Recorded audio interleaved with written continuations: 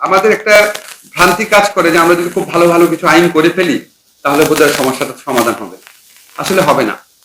আপনি যদি দেখেন 1972 সনের সংবিধানে অনেক সমালোচনা থাকতে পারে, কিন্তু ওখানে ফান্ডামেন্টাল রাইটস যে চ্যাপ্টারটা রয়েছে, আমি আইনের শিক্ষক হিসেবে বলি, সেখানে অনেক সম্ভাবনাময় অনেক ভালো ভালো বিধান রয়েছে, অনেক ভালো বিধান রয়েছে।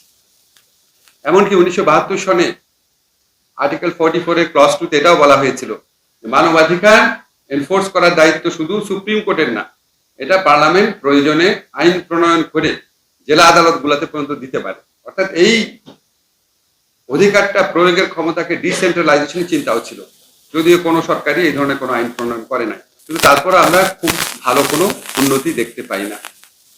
তো এটা খুব বড় চ্যালেঞ্জের কাজ। আমাদের সরকারের পক্ষ থেকে কিছু আইনগত সংস্কারের চেষ্টা করা হচ্ছে।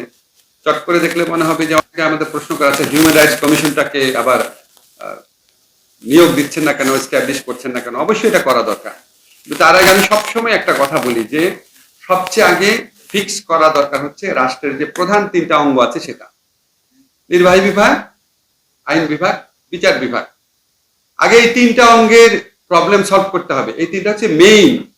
এখানে যদি আপনি হাজার হাজার প্রবলেম রাখেন, তারপর আপনি তথ্য কমিশন করতে পারেন, হিউম্যান রাইটস কমিশন করতে পারেন, দাতা প্রতিষ্ঠানের বাহবা পেতে পারেন, অনেক সভা, সেমিনার, সিম্পোজিয়াম হতে পারে, কিন্তু আসলে কোনো লাভ হয় না। আসল জায়গাতে হাত দিতে হয়।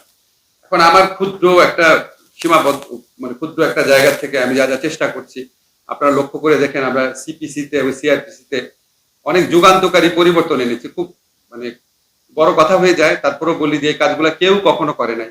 আমি খুব অবাক হতাম, আমার যারা ল মিনিস্ট্রিতে যারা আছে তারা প্রত্যেকেই 20-30 বছর যাবত যাচ্ছিল। আমাদের অ্যাটর্নি জেনারেল আছে, অনেক বছর যাবত আপনারা প্র্যাকটিস করছেন। আমাদের অনেক প্রোগ্রামে সারা হোসেনকেও ডাকি, আমরা ল এক্সপার্টদেরকে ডাকি।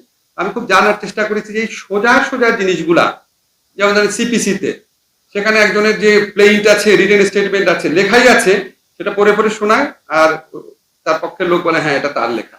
এটা করতে করতে নাকি 2 বছর চলে যায়। এগুলি চেঞ্জ করে নাই কেন?